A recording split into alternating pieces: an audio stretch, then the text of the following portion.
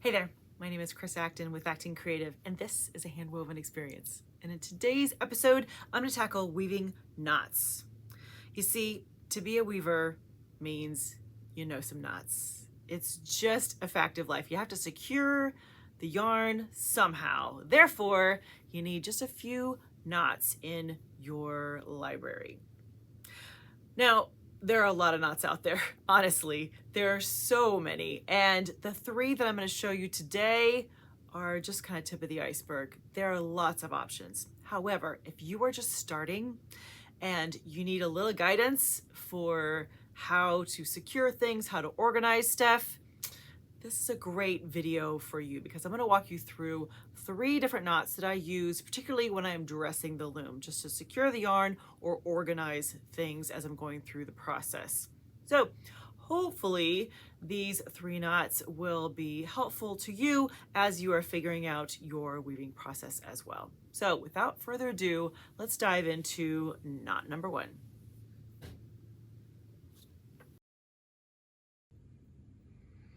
All right, friends, this is knot number 1, which is a square knot. Good old square knot. Now, you'll see I am zoomed in really close to one of the pegs on my warping board. This is one of the best applications for where you can use a square knot in your weaving. So take your the end of your warp yarn here, wrap it around your peg, whether you're tying it off to the starting peg, ending peg, wherever you are.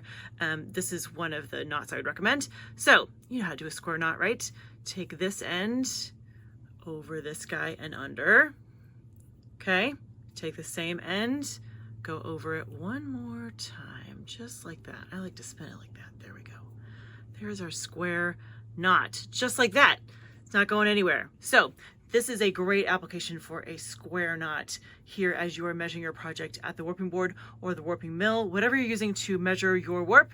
This is a great knot to use, your square knot. On to knot number 2. All right, knot number 2 is a slip knot. Now, the key places that I like to use a slip knot is when I'm organizing my yarn at the reed, as I'm slaying the reed, or as I'm threading my heddle. So there are 2 key places I like to keep my inches together, and a slip knot is perfect for organizing. So here is what this looks like. You take your loose ends here, and with your left hand make like little pinchers and kind of wrap it around like this. Now see this, the short end here, this is going to go over where it's coming from, right there. And I'm going to reach over and I'm going to grab that right there, and then this hand, see that, is going to pull just like that. Let me do it one more time for you. That's a little more complicated. Okay, so here's your end. Take your pinchers, wrap it around, make sure this little end is over top. See, it's over top of this guy here, right? That. Reach these little pinchers in, grab that yarn from there, and then this guy gives it a pull like this, so you have a little loop, right? It's called a slip knot then too, because then you take your short end and give it a pull and it slips right out. Voila. That is knot number 2. Let's go on and talk about knot number 3.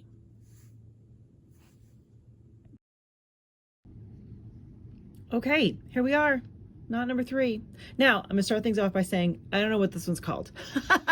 I have looked around for this exact version and I just can't find it. It's some kind of a mashup between a clove and a hitch, and yeah, so you, my friend, get major bonus points if you can tell me what this knot is. So, this is the knot that I use when I'm attaching the warp yarns to the rod in the front and the back. It's a really easy knot to do. It's very secure, and I find it's just a perfect little knot when you have to attach your warp yarns to your rod. So here's what it looks like. Take the whole bunch of yarns as a single unit and go over your rod here. Now, bring it up underneath and do like a little half twist. Did you see that? Just do a little flick of the wrist like this. And then I'm gonna split this into 2 bunches. Doesn't matter if they're exactly even, just 2 bunches. And then they're gonna come over, see, this is our original spot here. These 2 guys, then we have something to knot around. So then I'm gonna make just a little square knot, just like that, right? just like we did in the very first knot that we started with, square knot, just like that. Now, you could do some kind of a half bow, you could do something here to make it easier to undo, but I find that, especially if you're using a slipper yarn, it works great like this. Here, I'll take it out, we'll do it one more time just so you can kind of see what that looks like. All right, so remember we started with the yarn as one single bunch, right? Just like this, coming over the rod, coming under the rod, do a little half twist and split it in half. So you now have 2 bunches instead of 1. And then bring it over the top and do your square knot. Just like it's kind of a full circle moment, isn't it? Just like that. There we go. And what happens is then as this pulls, this gets tighter and tighter, which is a nice kind of security for your yarns coming around the rod. So that is knot number 3. And that's it. Those are my 3 knots that I use all throughout the dressing the loom process. Now, like I mentioned, there are a lot of knots out there to choose from. It's a whole entirely new world. But if you're just starting, in an effort to get you going and not worry about it, these are 3 really easy knots that you can learn quickly and get to the good stuff, which is weaving, of course.